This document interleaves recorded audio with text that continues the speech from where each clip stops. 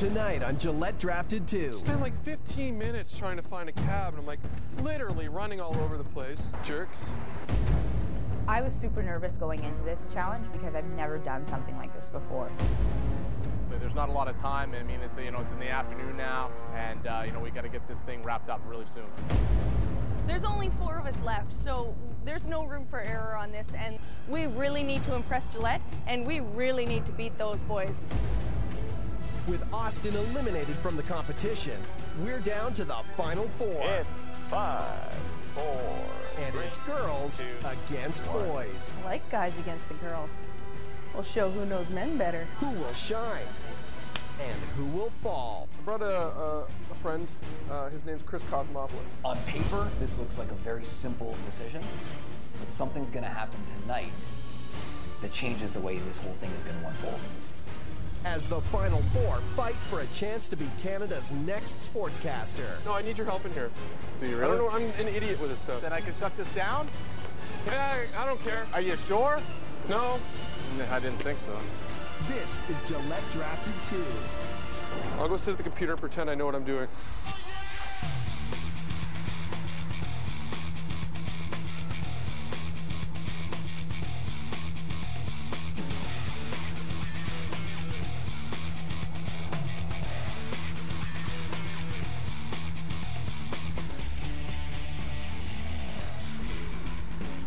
Previously on Gillette Drafted 2.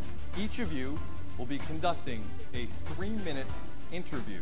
This is how the interview ended. Fired again. Sean, it was rough. Who has the hardest submission maneuver then? Oh, it's got to be me. It was painful to watch for him. I'm going to be brutally honest. Yes, please. Your interview was painful to watch, too. Tell me about... I hate to say this, but I have to. You won't be drafted. Austin had the biggest upper hand in this challenge. He knows WWE more than any of us. He's the biggest fan of John Cena. There is a big separation there between just being a fan and being the one who's speaking on behalf of the fans. And I was worried for him, and also maybe a little hopeful, that he would get into that role where he became too much of a fan. And that's exactly what happened. So he had all the potential in the world to do great at this, and he didn't prepare. So his fate was sealed. Sean, Meg, go join the others in the pen. Thanks, guys. Once Sean and I were told to go and join our contestants in the bullpen, we get in there and we kind of all just talk about it a little bit, and it was a good feeling to look around and go, wow, this room used to be filled with 10 people. 10 out of thousands of people that applied, 10 were chosen. There were 10, now there's only 4. And it is a great feeling to know that you beat out 6 other people. And we are top 4, so this time we say top 4. That's fine. Everybody cool? That's cool. 1, 2, 3. Top 4. Yeah. To be honest with you, the first thing I'm thinking is, Meg, I think you're lucky to be here still. I mean, if it wasn't for Austin self-sabotaging himself, I think she'd be gone. I think she almost thinks she has this wrapped up. She probably says she's the favorite. I think she's really lucky to be here. All right, they're standing by. Here we go. In 5, 4, 3. Hi, guys. Hello. We walk into the studio for our next challenge. Congratulations on making it to our final 4. And we see Sid, and he's standing next to 2 gentlemen that we've never seen before, so we were kind of wondering what's about to happen. You all still have a shot at earning a 1-year contract to be an on-air personality here at the Score Television Network. Also, earning a 1-year contract to be a spokesperson at Gillette. Here's your next challenge. We're going to split you up into 2 pairs. Each team will have to come up with their own television segment. You must integrate at least 3 products from Gillette. Also, you will have to make that pitch to a couple of bigwigs at Gillette. To succeed in the challenge, you got to do a couple things. One is you got to represent the brand. Gillette is all about, in a nutshell, being the best a man can get. and talk about some products. And Chris is going to talk a little bit about what products we need you guys to focus on. First and foremost, we want something that really embraces Gillette as a brand. The second thing is we want something that really hits on key products in the Gillette franchise. And then third and finally, we want something that's entertaining. I mean, this is not a commercial. We want something that really brings to life the brand, the products, in a way that's entertaining to the Score viewers, and the Score viewers are going to love. Brent, let's get to the business at hand. Yeah. You won the last challenge. There is a reward. It's a fairly simple reward, but it's huge at this stage of the game. You get to decide who your partner is going to be as we go through this challenge with our good friends at Gillette. I'm going to give you about 10 seconds if you need it. I've roomed with him since the start. We're really close, so I'm going to pick Sean. All right. Sean and Brent is the first pairing. Sean is a salesman. The fact is, when Sean looks at you in the eyes, he's sincere, he's honest, he's very conscientious. If you ask anybody who of the 10 draftees is the most respectful, the most, the nicest person, they'd probably pick me first. And then they would pick Sean. And I'm just kidding. They would definitely pick Sean. It was an easy selection. Sean, yes. Are you surprised? Not surprised per se, but definitely relieved. I'm glad that Brent picked me and thought that, I would pair up well with him with this next challenge that we've just been given. I thought that Brent was going to pick me, but he picked Sean. And I was okay with that because girls tend to be a little bit more creative and a little bit better at executing. Meg, Casey, you two will be paired up in by far the most important thing you have done on this journey. Meg, your initial thoughts of working with Casey on this? I like guys against the girls. We'll show who knows men better. Casey? Men and women think a little bit differently, so I think this is going to be interesting and a lot of fun. You will need to create a piece of content that will entertain and engage our viewers and allow for sponsorship integration into the piece. We do this kind of thing all the time. Being an on-air personality at The Score is more than just being on camera. It requires you to be a producer at times as well. On behalf of Chris and Rob and our good friends at Gillette, I want to wish you the best of luck. This is huge. You know what's on the line. Head back to the hotel. Get cracking.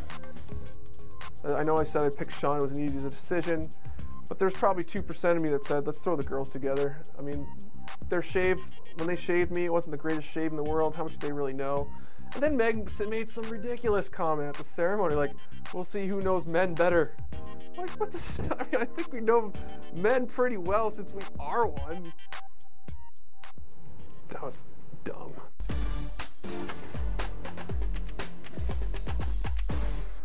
This challenge is huge for me right now, and it's tough that I have to rely on a partner for it, but I do have faith in Casey on this one. I have narrowly escaped going home 3 times in a row, so I have no room for error on this one. I just have to go out there and bring it as much as possible. So Casey and I are really going to go through it tonight and just focus and just keep throwing ideas out there until we do find that gem. And then after there, I think that we're pretty confident that we can just execute it and kick the guys' butts. We're almost done. Well, we've almost started. No, that's what I mean. You know what I mean. First got together last night to talk about the idea, tried to figure out exactly what we were going to come up with that was going to be original and, entertaining. We didn't have immediately a lot of time to talk to each other because we were doing other things, we were scattering around, and as soon as we heard what the challenge was, ideas are spinning in our heads, right? So I had a pretty good idea. I had a few go through my head, and I came up with one that I thought was pretty good. And it's called the Gillette Gentleman Sweepstakes. As soon as he said it, I was like, man, it's a solid idea. It's something that would look good on TV. We're on a time constraint, so it didn't make sense to try and come up with, something else or try to outdo that. I want picture on the front and then text on the back, right? Yeah. We'll want to present this in a cool manner, so we thought about, some T-shirts, and we'll present those to, Chris and Rob in the boardroom. We'll probably buy it in the next hour or two. I don't think we're gonna be able to do 9 T-shirts, but okay. Well, we don't have to do 9. And they need a hard copy of them. Hard copy. Take the pictures, take our USBs, print them off, and then go to the T-shirt place. Yeah. That seems like a natural progression. Yeah, pretty cool. The great thing about our idea for this pitch and for the segment is that we literally sat down with each other and we both had some ideas and somehow combined it into one. Okay, so let's run through how we want this to work out. So we're gonna have a professional athlete and we're gonna have just Joe Schmo, right? Our idea for Gillette is basically like the average Joe that gets to do a sport that he's never really done before, that he's always wanted to learn, but he gets to learn it alongside a pro athlete. If Joe wants to learn how to golf, it'll be Joe and it'll be whatever professional athlete. Let's use Vernon Wells as an example. Okay. And we're gonna get them having golf lessons by a golf pro. They're going to kind of build confidence by trying something new and learning a new skill kind of thing. Well, and I think confidence is key in this because Gillette oozes confidence. They really want it to be the best a man can get. The catch is the professional athlete isn't a pro in this sport, so he's learning too. They're teaming up. They will work better together, just like the two Gillette products, the body wash and the deodorant, working better when used together. Obviously, we need a title for the show. We need to nail, really tighten up the concept of it, and we need some ideas for a pitch.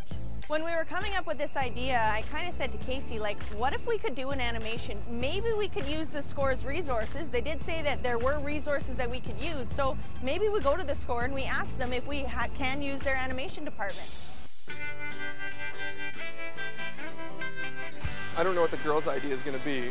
It may be better than ours, it may not be. But I know that they're going to go use all their resources they have available. So it wouldn't surprise me if they have all sorts of celebrities in their little pitch and they do all sorts of stuff. It wouldn't surprise me at all. We also want to do a little filming on our own of a commercial, and that's going to take out a good portion of the night, actually.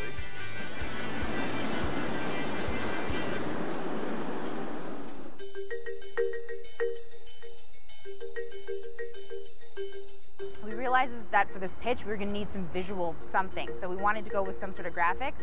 So we headed over to the Score to see if anybody there could help us out. Hi there, we have a meeting with the graphics department.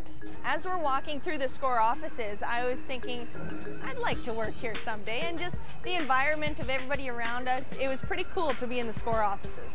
Luckily for us, we were able to meet with Ginger, who's one of the graphic artists at the Score, and we kind of sat down with her for a little while and explained, what we really wanted. It's kind of just a brief storyline. So the Joe walks in with a scruffy face, his shoulders rounded, he's not feeling very confident.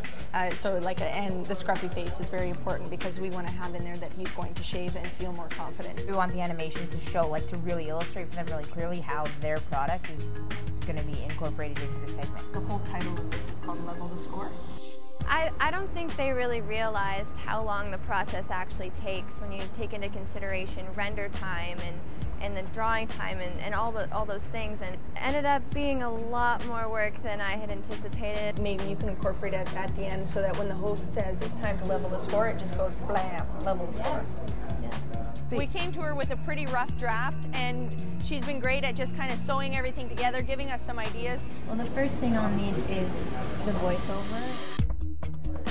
I'm pretty much roadblocked as far as pacing goes. Okay. Then she told us that we needed to get a voiceover, else she couldn't start working on the graphic because she wouldn't have the pacing and the timeline for it. So now we need somebody to do a voiceover for us. Is there any chance that you would be able to do a little voiceover for us? You need a talent. And it was all of a sudden the clouds parted, light was shining down on Glenn Sheeler, and we were like, please say yes to this. We're fairly easy to work with. I'm kind of busy. When we return, will Glenn Sheeler finish his lunch in time to help out? And the clock is ticking on Sean and Brent's pitch. I need your help in here. Do you really? I don't know, I'm an idiot with this stuff. Let's go, let's go, let's go. Let's go, let's go, let's go.